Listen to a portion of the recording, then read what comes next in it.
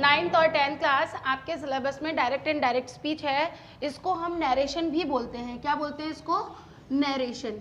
Narration मतलब भी direct indirect है, और डायरेक्ट इनडायरेक्ट का मतलब आप समझ लीजिए। यदि आप इसको ये समझ जाएंगे कि चीज़ क्या है तो आपके लिए करना बहुत सहूलियत से आप कर सकते हो इसको। सीधा सीधा कह रहा है डायरेक्ट और इनडायरेक्ट, यानी प्रत्यक्ष और अप्रत्यक्ष, और स्पीच मतलब क्या हो गया? भाषण।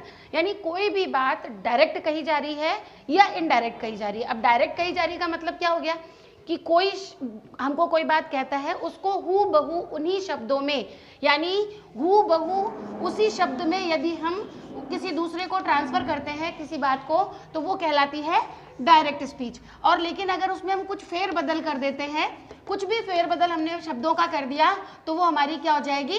इनडायरेक्ट।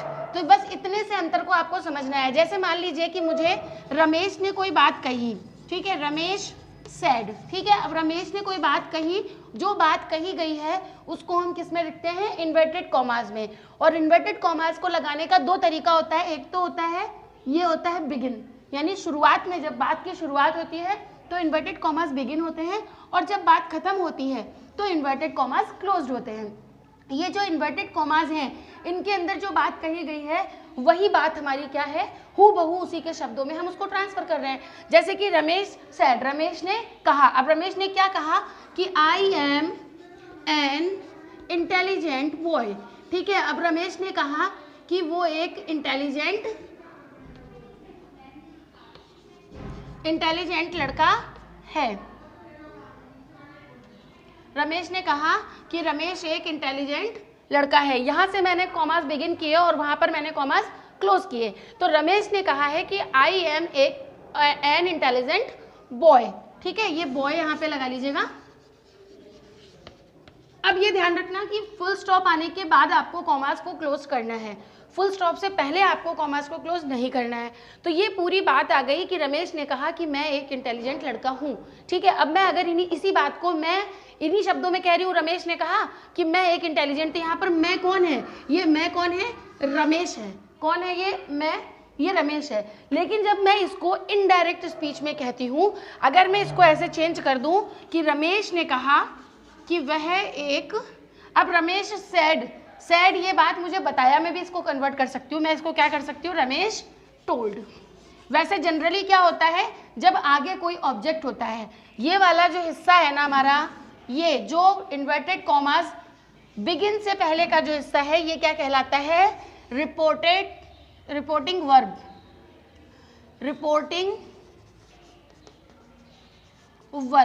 ठीक है।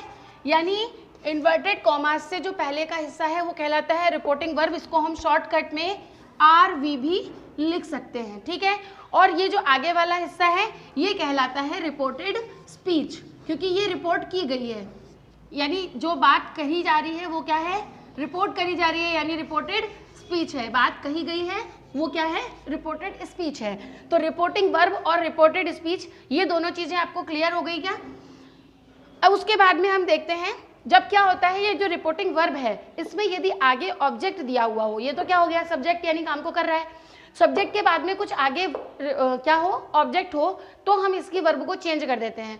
और कई बार वर्ब नहीं चेंज होती है, उसका कारण यही होता है एज इट इज हम इसको लिख सकते हैं। सिर्फ एक कनेक्टर का यूज करेंगे और हम इसको क्या लिख देंगे? Ramesh sad that. अब हम किसी की बात को जब अपने शब्दों में कहते हैं तो क्या बोलते हैं? उसने कहा कि वह कल जयपुर गया था। अब अगर मैं बोलूँ उसने कहा कि मैं कल जयपुर गया था, अब मैं तो क्या हो गया? उसने, उसी के शब्द को मैंने कहा।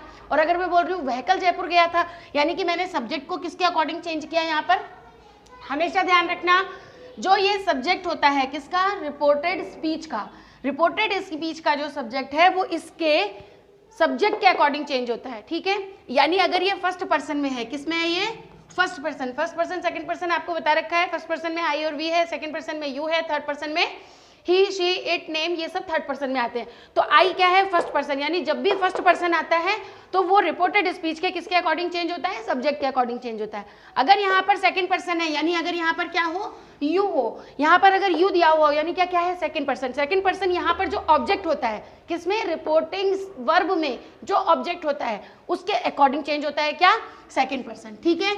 और जो थर्ड पर्सन होता है वो अनचेंज रहता है। ध्यान रखना, थर्ड पर्सन जो है वो क्या रहता है, अनचेंज्ड। और क्या अनचेंज रहता है, एक वी जो है हमारा वो क्या रहता है, ये भी अनचेंज रहता है। ठीक है, इसको ध्यान रखना आप, थर्ड पर्सन और वी। यहाँ पर कहाँ पर, रिपोर्टेड जो वर्ब है वहाँ पर जो हमारा वी है और जो थर्ड पर्सन है वो क्या रहते हैं, अनचेंज रहते हैं।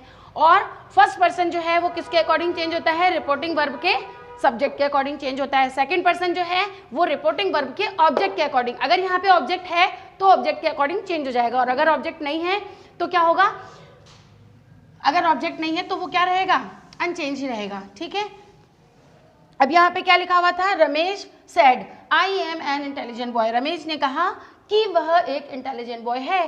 तो अब मुझे क्या करना पड़ेगा, यहाँ पर सबसे पहली बात रमेश सेड, उसके बाद में हम क्या लेंगे, ही, क्योंकि वह के लिए हम क्या लगाएंगे, ही लगाएंगे, और कनेक्टर हमें यहाँ पे यूज करना है, तो कनेक्टर लगाएंगे हम दैट। दैट का मतलब की होता है। रमेश ने कहा कि वह एक इंटेलिजेंट बॉय था। ठीक है, ये ध्यान रखना, इसका जो टेंस है वो सीधे सीधे चेंज होता जाता है। अगर प्रेजेंट सिंपल में सेंटेंस है तो पास्ट सिंपल में चेंज होगा, प्रेजेंट कंटिन्यूअस में है तो पास्ट कंटिन्यूअस में जाएगा, प्रेजेंट परफेक्ट में है तो पास्ट परफेक्ट में जाएगा, और अगर पास्ट परफेक्ट में है तो पास्ट परफेक्ट कंटिन्यूअस में जाएगा, पास्ट सिंपल में है तो पास्ट परफेक्ट में चेंज होगा। तो ये इसकी मैं आपको सारणी बना करके फोटो खींच करके भेज दूंगी कि कौन सा किस में टेंस चेंज होता है, इसकी मैं आपको क्लिक करके भेजूंगी। यहाँ पर आप समझ लीजिए, क्योंकि यहाँ पर ये एम दिया हुआ है, क्या दिया हुआ है, एम, यानी कि ये क्या है, प्रेजेंट कंटिन्यूअस है। प्रेजेंट कंटिन्यूअस किस में चेंज होगा, पास्ट कंटिन्यूअस में। दैट ही वॉज, क्या आ जाएगा यहाँ पे, ही वॉज, क्योंकि ही सिंगुलर है तो हम यहाँ पे वॉज लगाएंगे, अगर यहाँ पे प्लूरल सब्जेक्ट होता तो प्लूरल वर्ब आ जाती, तो ही वॉज, बाकी पूरा सेंटेंस ऐसा का ऐसा ही आ जाएगा, इंटेलिजेंट बॉय। ये आपको समझ में आया होगा। फिर भी अगर किसी को कोई प्रॉब्लम होती है तो आप मुझे पूछेगा। उम्मीद करती हूँ कि आप सबको ये क्लियर हुआ होगा। बाकी इसकी जो टेंस कैसे चेंज होता है और प्रोनाउन कैसे चेंज होते हैं, इसकी मैं आपको दोनों को फोटो खींच करके भेजूंगी। ओके।